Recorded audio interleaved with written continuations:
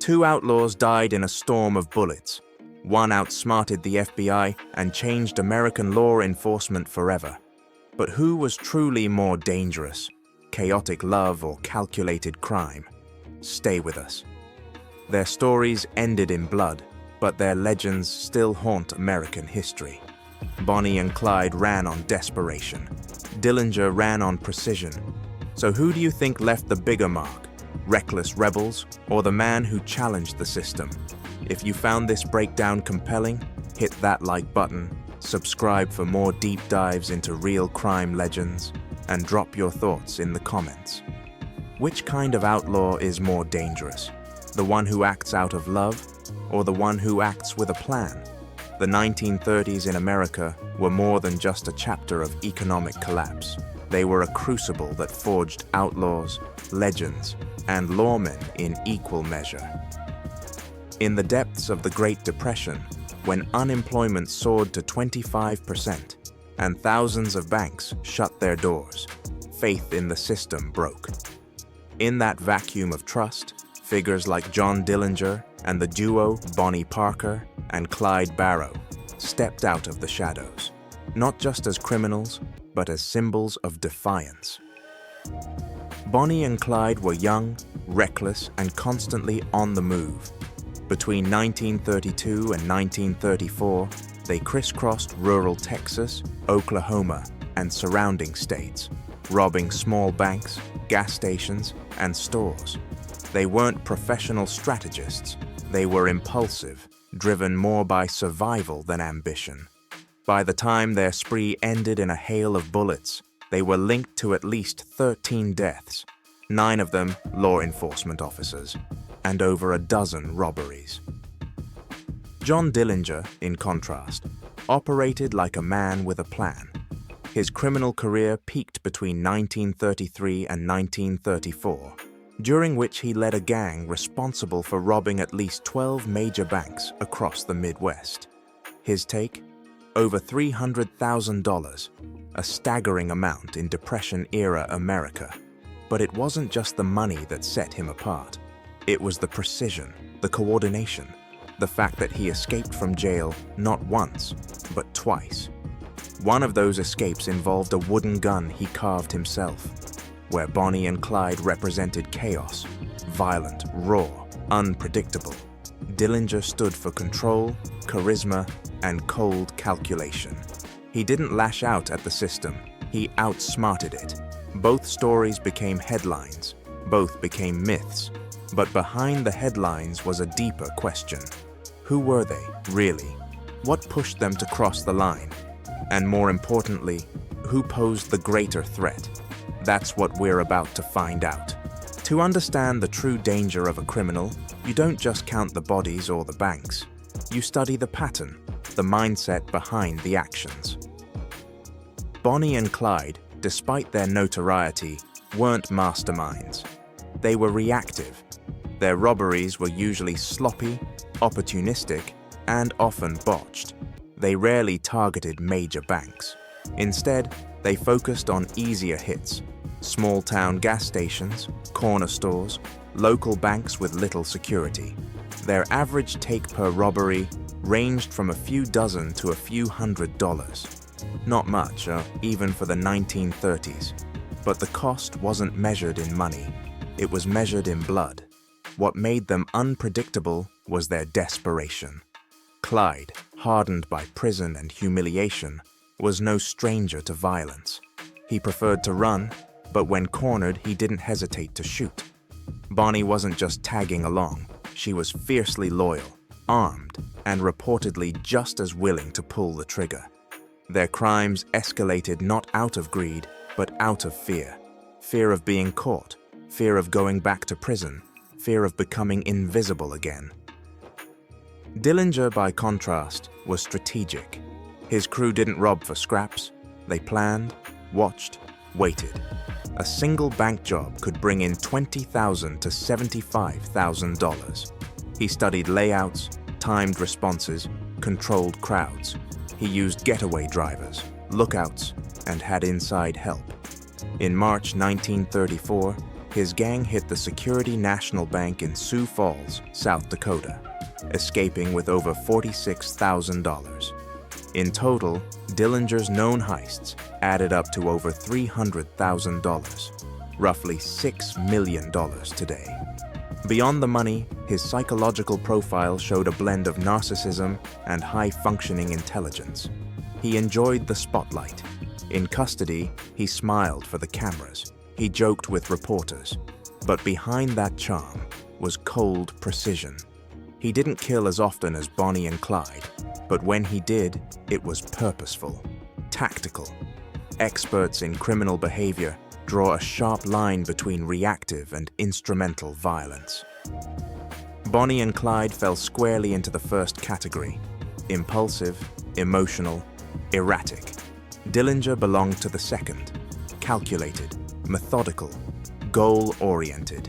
He used violence only when needed, often as a tool to control a scene, intimidate guards, or escape capture. It wasn't about rage, it was business. One example says it all. During a botched ambush by police in 1934, Dillinger shot his way out of a trap in Mason City, Iowa, without killing anyone, despite being outgunned. That same year, Bonnie and Clyde gunned down 2 young highway patrol officers near Grapevine, Texas, in cold blood, mistaking them for federal agents. That misjudgment sealed public opinion. The myth of the lovers on the run turned darker. The headlines called them murderers. Psychologically, the contrast is stark. Dillinger was driven by control and ego.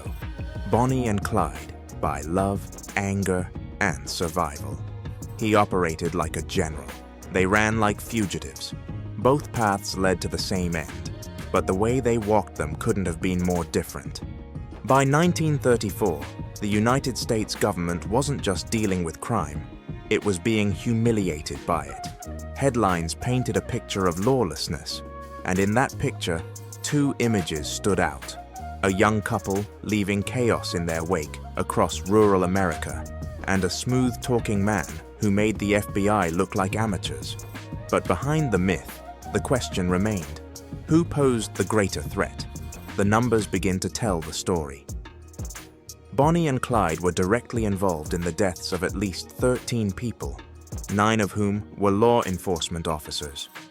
Their crimes spread across 5 states, and while their robberies were smaller in scale, they created intense fear, particularly in small towns and rural communities.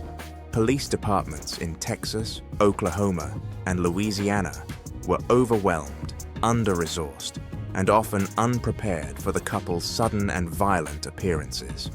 Their shoot-first approach turned ordinary arrests into bloodbaths. What made them dangerous wasn't their ability to evade capture. It was their refusal to be taken alive. But compared to John Dillinger, Bonnie and Clyde were still regional. Dillinger was national. His crimes spanned at least 6 states, from Indiana to South Dakota to Ohio. The FBI attributed to him over 12 bank robberies, multiple jailbreaks, and at least 1 confirmed murder of a police officer. His most notorious escape came in March 1934, when he broke out of Crown Point Jail in Indiana, using a fake pistol, stealing the sheriff's car on his way out. That act alone embarrassed state and federal authorities so deeply that the Bureau of Investigation was restructured. The FBI, as we know it today, was born from the hunt for Dillinger. Bonnie and Clyde forced small-town sheriffs to act. Dillinger forced J. Edgar Hoover to change federal law enforcement. That difference in scale matters. Public reaction mirrored that split. In the South and Midwest, many admired Bonnie and Clyde as folk heroes. The poor saw them as rebels sticking it to a system that had failed them. But after the Grapevine murders, where 2 young patrolmen were gunned down without warning, even their defenders fell silent. The brutality was too close, too real. Dillinger, however, never quite lost his strange charm. He dressed well, rarely harmed civilians, and occasionally paid attention to press coverage. He even attended a movie about himself while on the run. Some called him the Robin Hood of the Midwest, though he never actually gave money to the poor. Still, the public fascination lingered. When the FBI finally shot him outside the Biograph Theater in Chicago on July 22, 1934, crowds gathered to see his body. Some dipped their handkerchiefs in his blood for souvenirs. From a law enforcement perspective, the differences were critical. Bonnie and Clyde were mobile, armed, and unpredictable, but they weren't building networks or setting trends. Dillinger was. His gang was structured. He used corrupt cops, inside informants, and forged documents. He pushed the government to its limits, not with chaos, but with order. In short, Bonnie and Clyde were a wildfire. Dillinger was an earthquake. Both were destructive, but one changed the landscape. In the end, all three of them died violently. Bonnie and Clyde were ambushed on a Louisiana back road in May 1934, caught in a trap they never saw coming. Their stolen Ford was riddled with over 130 bullets. Dillinger met his end 2 months later, gunned down by FBI agents outside a movie theater in Chicago. Both endings were swift, public, and decisive. But death didn't stop the story. It only sharpened it. The myth of Bonnie and Clyde was sealed the moment their bullet-riddled bodies were pulled from the car. In life, they had been hunted. In death, they were romanticized. Hollywood wasted no time. Newspapers printed their poems, their photos, their love story written in gunpowder. People wanted to believe they were rebels, lovers against the world. But the truth was harsher. They had killed young policemen, robbed struggling towns, and dragged family members into their mess. Their story wasn't just about love, it was about desperation. Yet that image, two doomed lovers driving into oblivion, proved too powerful to resist. Dillinger's legend followed a different script. He wasn't seen as tragic. He was fascinating, intelligent, brazen. He didn't die with a partner beside him or a final shootout in the countryside. He walked out of a movie theater showing Manhattan melodrama, and by the time he reached the alley, he was dead, shot in the back. No final words, no last stand, just a sudden fall to the pavement. And yet, even there, in that quiet death, his story exploded. He became the poster boy for the era's organized outlaw, the man who made the FBI look clumsy and who outplayed the system until the very end. From a criminological perspective, both cases continue to be studied not only for their violence, but for what they reflect. They weren't just criminals, they were mirrors of a country in pain.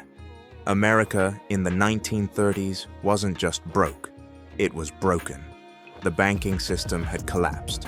People had lost jobs, homes, futures. And in that emptiness, figures like Dillinger and Bonnie and Clyde filled a psychological gap. They didn't offer solutions, but they embodied a fantasy of taking control, of breaking free, of hitting back. And so, they became legends. But legends blur the line between memory and myth. We forget the victims, the families destroyed, the fear left behind. We remember the car, the headlines, the charm, the chaos. And that's part of the danger, because in the retelling it's easy to lose the truth. In comparing them, the contrast remains sharp. Bonnie and Clyde were personal, reckless, intimate in their violence. Dillinger was structured, impersonal, clinical. They burned fast. He burned steady. They died together, on a dirt road. He died alone, on a city street. Their motivations, their methods, even their enemies, different in almost every way. Yet they now exist in the same space, America's criminal folklore. Their lives forced law enforcement to evolve. The FBI gained power, coordination between states improved, and the public's relationship with crime and punishment changed. All because for a brief window in time, three outlaws exposed how fragile the system really was. And maybe that's why we still tell their stories. not because we admire what they did, but because deep down, we recognize what they came from, and we want to believe that behind every gun, every getaway, every headline, there was something more than just violence, something human, something broken, something that could have been different if the world had been kinder.